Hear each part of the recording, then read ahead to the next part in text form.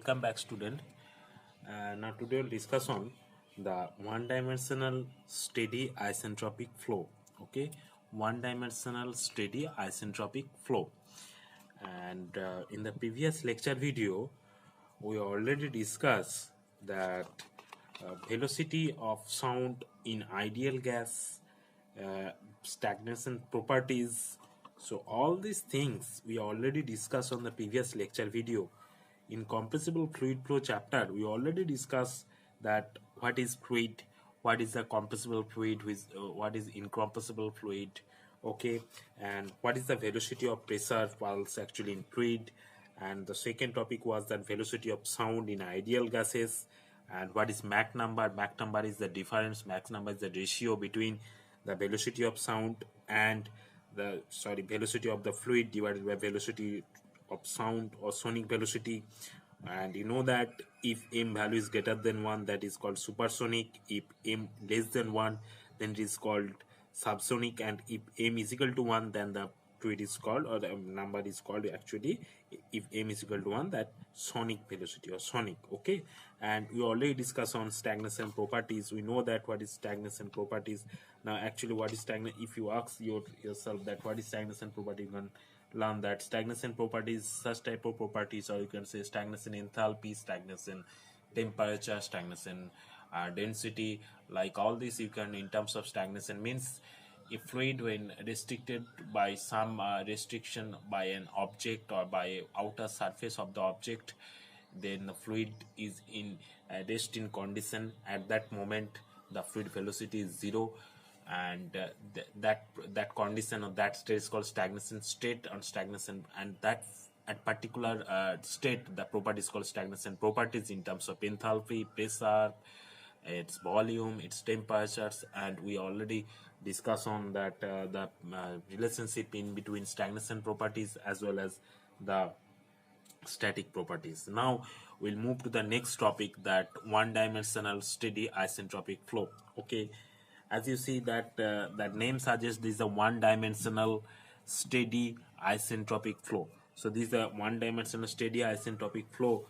So there are first of all three most common factors from which tend to produce continuous change in state of following stream.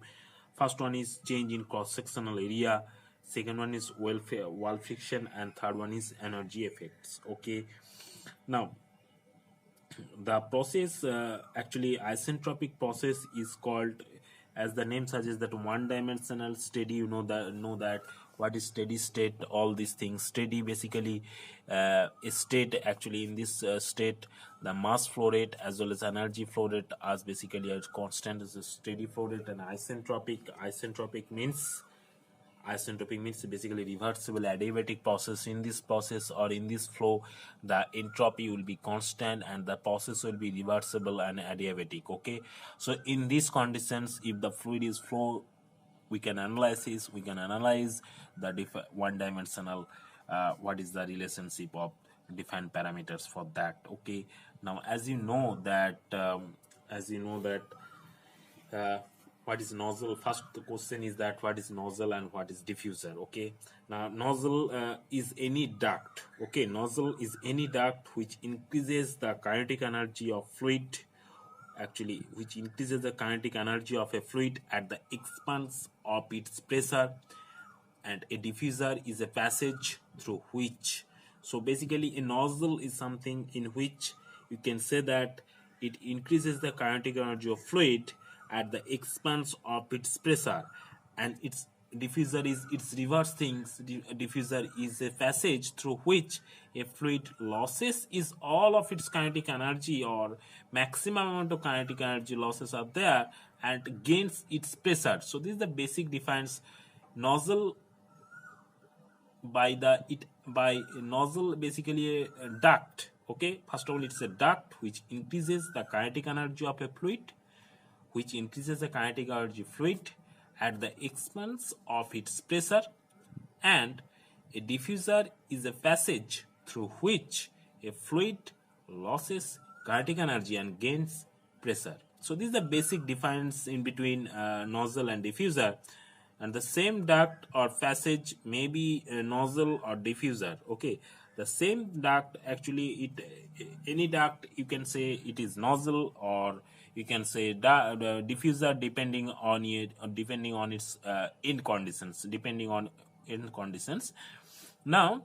And one more thing, that the in a converging diverging section, as you see in this diagram, that a nozzle or diffuser, both are converging diverging sections. Okay, as you see that these are, so this is the straight section and this is the converged sections. Okay, and this is the diverging sections. Okay, when it is converged,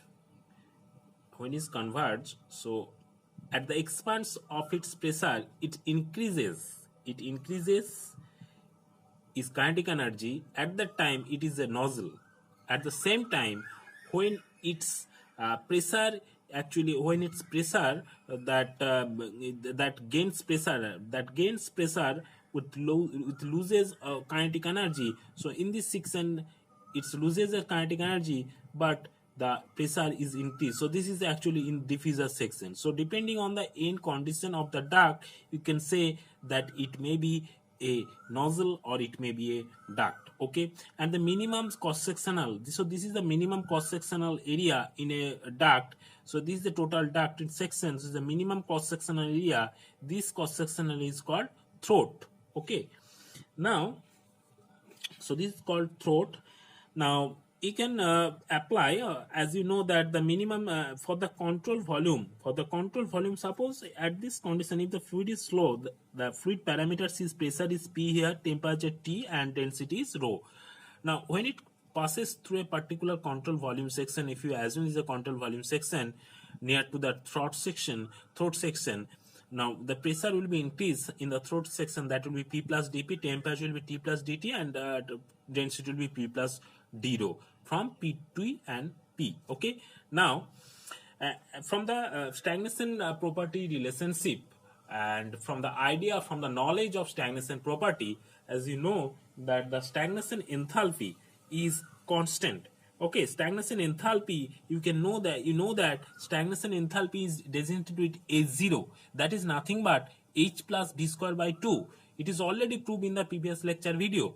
Now H0 is equal to H plus V square by 2. That is, if you H is come out in the left side, so dH is equal to, you can write it here in this form also, that dH is equal to minus dV. dH is equal to minus V into dV. Okay, now you know that from the property relationship, so TdS is equal to dH minus VdP. When it is comes, you know that dQ is equal to du plus dW, right? And U is equal to PV. So you know that dQ is equal to du plus dW, and U is equal to P plus PV, and dQ is equal to TdS. Okay, so in this condition, from property relationship, you can write this equation TdS is equal to dH minus VdP from the first law of thermodynamics. From the property relationship, if you apply from the dQ is equal to TdS and all these things, then you can get TdS equal to dH minus VdP. For the isentropic process, you know that for isentropic process, TdS is equal to 0, right? If you know TdS is equal to 0, then the equation becomes dH is equal to VdP, right? So dH is equal to what? So dH is equal to dP by rho, because V is equal to 1 by rho. So V into dP, that means dP by rho, because V is equal to 1 by rho. So you can write in terms of V is equal to 1 by rho here. So dH can be written as dP by rho, right? So dH is equal to dP by rho. Now in this equation, what you see here, that dH is equal to minus VdV, right? dH is equal to minus VdV, and here dH is equal to dP by d rho. Now in terms of dH is equal to dP by rho, you can write here dP by rho is equal to minus VdV, right? Minus V dV. So dP is equal to minus of VdV into rho, right? From here you can write also dV is equal to dP minus rho V. So minus dV is equal to minus dP by rho V. And you know that from the continuity equation, that Q is equal to rho into A into V. So discharge or mass flow rate or total discharge is equal to Q is equal to rho into A into V. Now rho into A into V, if you calculate logarithm differentiation, so log Q is equal to log into rho into A into V. That means log Q is equal to 0. The log rho plus log A plus log V. So log Q is equal to 0. If you differentiate with Q or log Q, it will be 0. So that will be log rho. That means d rho by rho plus dA by A plus dV by V. So if you write down dA by A is equal to dA by A, it will be minus dP by rho, sorry, minus d rho by rho minus dV by V. If you dA by A, it will just in your left side, that will be minus dV by V minus d rho by rho, right? Now you can change in these equations, and you know that from the previous expression you already proved that dV is equal to minus dP by rho V. dV is equal to minus dP by rho V, and if you put this value that actually dA is equal to, you know that dA is equal to minus dV by V minus of dA by A is equal to minus dV by V minus d rho by rho. So if you put this value dV by V is equal to dV is equal to minus dP by rho V, where it is comes, you know that dV is equal to here, dV is equal to minus dP by rho V. So put these values, dV is equal to minus dP by rho V. If you put this here, values here, so the equation becomes dA by A is equal to, you just try yourself, you can do it. So dA by A is equal to dP divided by rho V square. In terms of V, you know that dA by A is equal to dV by V minus d rho by rho, right? Now in terms of dV, from that expression, if you put these values dP by rho V, so if you put these values dV in terms of minus dP by rho V, that equation becomes this one. So dP divided by rho V square minus of d rho by rho.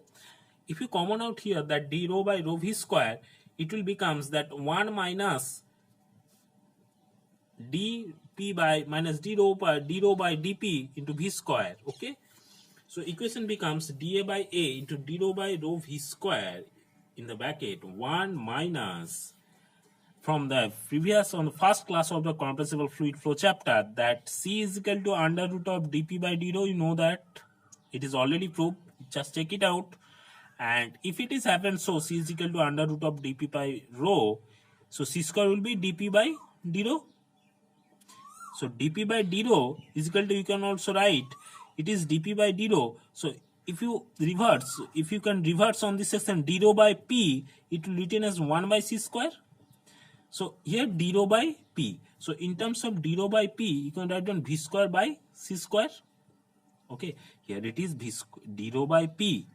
Here it is dP by d rho is equal to C square. If you reverse both these things, so that will be 1 by C square, right? So expression becomes dA by A is equal to dP by rho V square 1 minus V square divided by C square. Okay, and you know that Mach number, basically the ratio between the velocity of fluid divided by sonic velocity. So V square by C square is nothing but M square. So in terms of V square by C square, you can write down here M square here, right? Now you can also write in another form also, as you know the previous expression that dV is equal to minus of V rho dV. So from these equations, actually you know that dV is equal to minus dP by rho V. Okay, so in that expression, from that expression, you can write also dP is equal to, from here you can write also dP is equal to minus rho V dV. So dP is equal to minus rho V dV. From here you can write here dV is equal to minus minus dP by rho V, right? So from here, in terms of dP by rho V square, you can also write here dV by V. So as you see that expression is that dA by A is equal to this one, and dA by A is equal to dV by rho into m square minus 1. So final expression is that now if you put this expression, if this put these values here, now if you put these values of m here in these equations, you can get if the value of m is less than 1, if the value is less than 1, the inlet velocity is subsonic, okay, as the flow area decreases, okay, as the flow area decreases and the pressure decreases and the velocity increases, okay. So as you see that uh, there are so many cases actually in case of nozzle and diffuser. Now if you put this diagram here,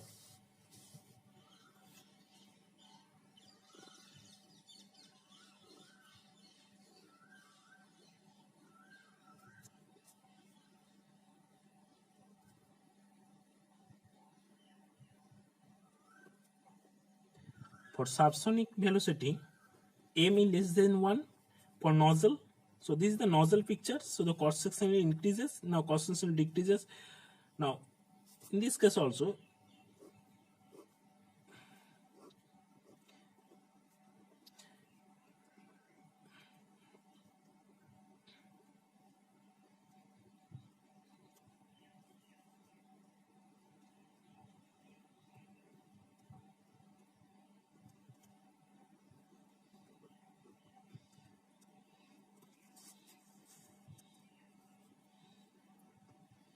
now what you see that here, that this is the nozzle and diffuser, the cross section area, the cross sectional area is very much important. The cross section is very much important because of that cross section area somehow relationship with the velocity, with the term of Mach number, which defines the velocity supersonic, subsonic or sonic velocity. Now as you know that the diagram of nozzle and diffuser, so this is the nozzle part and this is the diffuser. You know that this is the diffuser. So m value greater than 1 here, sorry, greater than 1. So this is the supersonic, supersonic, okay. Now in this diagram what you see here, that when m is less than 1, so m is less than 1 in this case also, the inlet velocity is subsonic. So the inlet velocity is subsonic as the flow area decreases, because of the, as you know that the cross section area decreases for nozzle in case of, because it is a converging case, as the flow area rate is basically decreases, the pressure also decreases and velocity increases because of the increases of kinetic energy. And when the flow rate A increases, the pressure also increases and the velocity decreases. For subsonic flow, a convergent becomes a nozzle, okay, and a divergent passage becomes a diffuser. So this is the subsonic case. And for nozzle and diffuser, when m is greater than 1, so in both the cases m is greater than 1. So in both the cases m is greater than 1. But what happens here?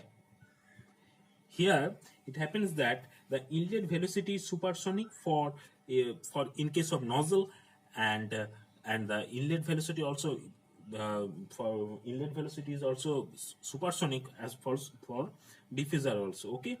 If m is greater than 1, the inlet velocity is supersonic, as now area is decreases, now the area is decreases and pressure increases because of the area decreases and the velocity also decreases.